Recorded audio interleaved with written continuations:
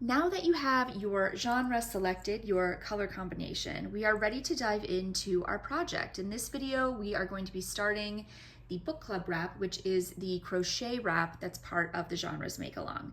Now you've got your 5 colors selected, but what you need to do at this point is choose your main character. This is going to be the main color of your wrap, and the other 4 colors are going to be your supporting roles.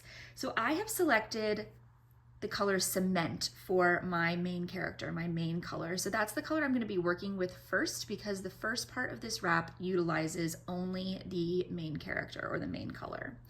So I'm just going to set aside these other 4 colors, the supporting roles, for now, and let's get started. For this project, I am using an 8mm hook, also known as a US L11. If you are not able to get gauge with this hook, you may need to size your hook up or down. Don't forget, it is very important to check your gauge before you get started with any project. I won't be doing that in this video, but make sure to do that before you get started.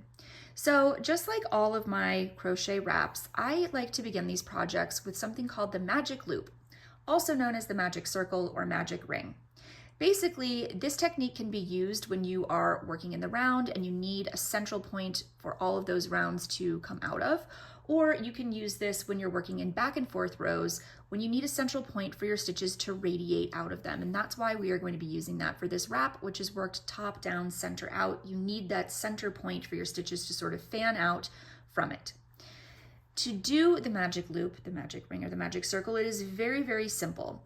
You want to take your tail end of your yarn in your right hand and give yourself about 8 to 10 inches of a tail here.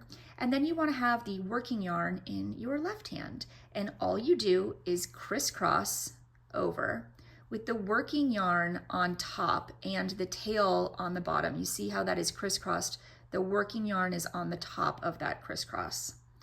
Then you simply need to insert your hook into the ring and draw up a loop, and that is your magic ring, your magic loop, your magic circle. It's very, very simple, and it's a great way to start this project instead of, you may have seen also when people will do a chain loop, so they'll maybe chain 4 and then connect those with a slip stitch and work into that ring the same way we're going to here. But with the magic ring, the magic loop, the magic circle, you're able to pull on this tail and close up this loop after you've worked your stitches into it, which will eliminate any hole or gap that you may get with one of those chain rings. I'll show you once we've finished our first row, it'll make a little bit more sense. So to begin, we're going to start with a chain 3. 1, 2, 3. Now at the beginning of all of our half double crochet rows, this chain 3 is going to count as 1 half double crochet with these first 2 chains and 1 chain space with this 3rd chain here. So remember that every time you see that chain 3 at the beginning of one of our rows, that counts as a half double crochet and a chain 1 space. Then working into this magic loop, we are going to work 2 half double crochets. So we yarn over, insert the hook and draw up a loop, yarn over and draw through all 3 loops on the hook. If you need a refresher on the half double crochet stitch, I will put a link to a more in-depth video in the description here. I won't be going super slow with this stitch. It is a very beginner level stitch. Hopefully if you are watching this video, you've already kind of gone over this stitch or you're familiar with it already and you won't need that extra support, but just in case, do check that description box. We're going to work our second half double crochet, and then we're going to work 2 chains. This is going to be the center point of our shawl or our wrap. Then we'll work another 2 half double crochets. And finally, we'll end this first row with a chain 1 and 1 more half double crochet. So that's the end of round 1. Now we can go ahead and pull on that tail. And you see this is just closing up that hole beautifully. You can no longer see that hole. If we would have had a chain 4 connected there that we worked into, there's no way to adjust it once that is closed. So you may have had a little gap or a little hole there. So that's why I really love that magic loop. So I just want to give you a little look at our work so far. You can already see the shape taking shape of our wrap, this triangle. So this is where we started, and we're going to continue to build rows back and forth off of this until we reach the full length of our wrap. You know, we started with that chain 3, which counted as our first half double crochet and our chain 1 space. And we ended with a chain 1 space and a final half double crochet. So that is the mirror image of the beginning here, that chain 3, that chain 1 and half double crochet is the exact same thing on the other side. And as I mentioned when we were working the row, that chain 2 is the tip of our wrap. So with each of our half double crochet rows in this first section here, we're always going to be increasing in 3 places, but we're going to do a total of 4 increases, but in 3 places. So we'll be increasing into this chain 1 at the beginning of each row 1 time. We'll be increasing in this chain 2 each row 2 times, and we'll be increasing in finally this chain 1 space here at the end of each row 1 time. So the next few rows for this section are all going to be worked the same, but we will work them together. There are a total of 6 rows in this first half double crochet section, all worked with your main character or your main color. So when we get to the end of that first row, we need to turn our work and again begin with a chain 3. Which counts as that first half double crochet and chain 1. Now we're going to work our first half double crochet into that chain 1 space of the previous row. And now we're going to work into each of these half double crochets. Now, half double crochets when you're working in rows kind of always trips me up. I think for a beginner, it can be quite confusing where to insert your hook because it's difficult to see where the top of that half double crochet is since these stitches are so slanted. With a single crochet or a double crochet, it really sits more on top of the stitch and it's easier to see. So I'm just going to quickly flip this back around to the other side of the fabric so we can get a little bit of a sense of where the tops of those stitches are. The top of this stitch actually is right before that stitch was worked, and the top of this stitch is right before it was worked. So this space and this space are the 2 stitches, the tops of them. So when we flip our work back over to work into those stitches, they're actually going to be kind of in front of each of those. Do you see where those spaces are? This space here is actually this half double crochet, and this space here is this one. So it's kind of tricky. Some people may just want to go into this space here because that looks like a stitch, but in fact, that is our chain 1. So the 2 spaces again are right here, this stitch, which is this half double crochet, and this stitch here, which is this half double crochet. So we're going to work into both of those. So our first one goes here. And our next one is in this one, which kind of looks like it's part of that chain 2 space, but it's not. So it's easy to miss these 2 once you have more stitches in your rows. Make sure to count until you're really comfortable and you really understand where to put your stitches. Make sure to count your stitches with each row so you don't miss one of these. So we're going to put our second one right into that half double crochet. And now we've reached our center chain 2 space. In that center chain 2 space, always with these rows, we will put a half double crochet, chain 2, and another half double crochet. So that is our double increase in that center chain 2 space. Now we're going to work into each of these 2 half double crochets. Again, it's going to be kind of in front of the stitch. So we do 1 and 2. And now we place our final half double crochet, chain 1, half double crochet into that last chain 1 space.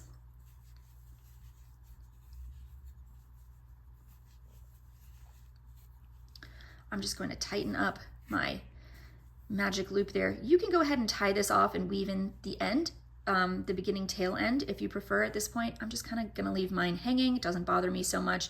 You may have to tighten it up here and there on these first few rows, but other than that, it will stay put. So here again, we have 2 rows done in our project. And because those half double crochets do kind of sit diagonally, this line down the center front is going to kind of zigzag a tiny bit, just because these stitches, the half double crochet is not, it's very slanted. So that's just par for the course. Now we're ready to begin row 3, which is exactly the same as row 2. So we chain 3 as we turn. You can chain 3 and then turn, or turn and then chain 3, whatever you prefer.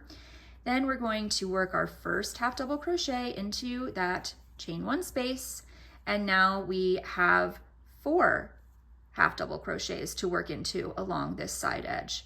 So if the first one goes here, so 1, 2, 3, and 4. Now we will do our half double crochet, chain 2, half double crochet increase in that center space.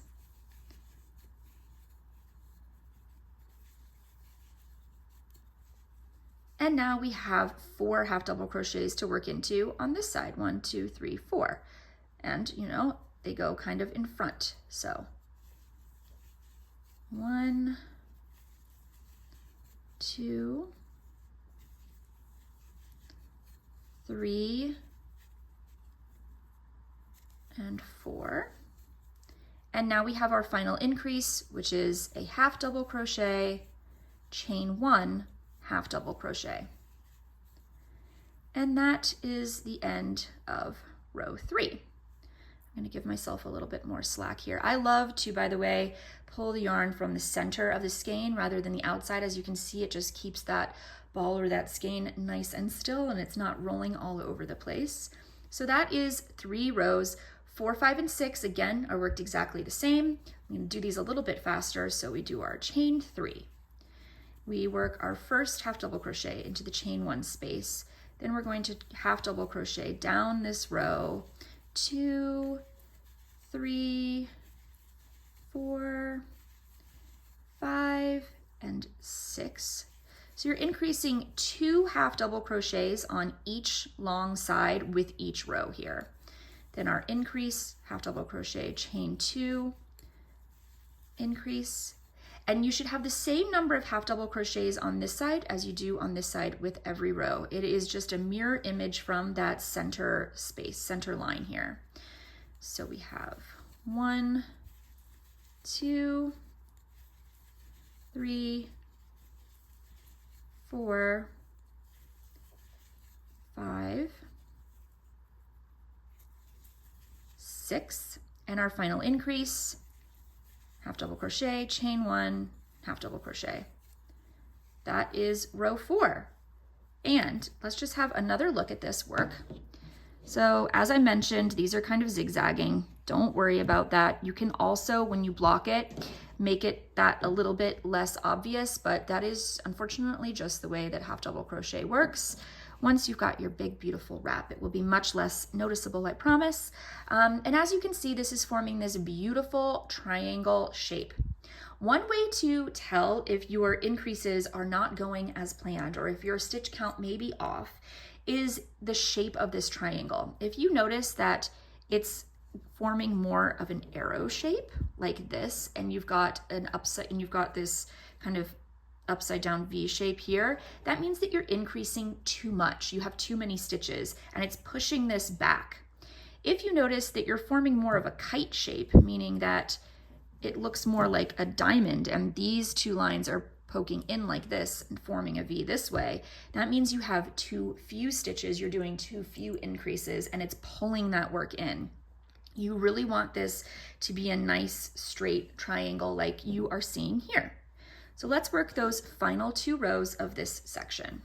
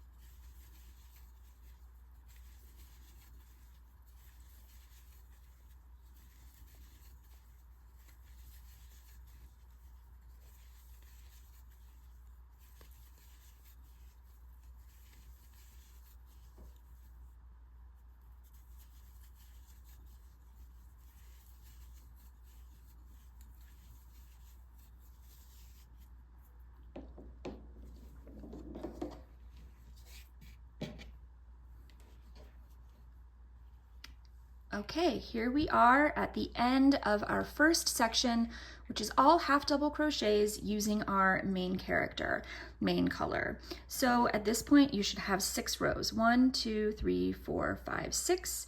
You can also count, by the way, your center chain 2 spaces to know what row you're on. That's a little trick with these top down, center out crochet shawls. It's really easy to identify what row you're on. So 1, 2, 3, 4, 5, 6. We're on our 6th row. And that 6th rows is made up, like I said, of all half double crochets. In this final row of 6, you should have 13 half double crochets per side. So a total of 26 half double crochets, 2 chain 1 spaces, 1 on each end, and 1 chain 2 space at the top here. So let's just count to make sure we've got that. So again, our chain 3 beginning here counts as 1 half double crochet and a chain 1 space. So that's 1, 2, 3, 4, 5, 6, 7, 8, 9, 10, 11, 12, 13. So that side is correct. 1, 2, 3, 4, 5, 6, 7, 8, 9, 10, 11, 12, 13. That side is correct. So total of 26. So go ahead and finish this section if you haven't already. In the next video, I will meet you back again and we will go over one of our first colored textured rows.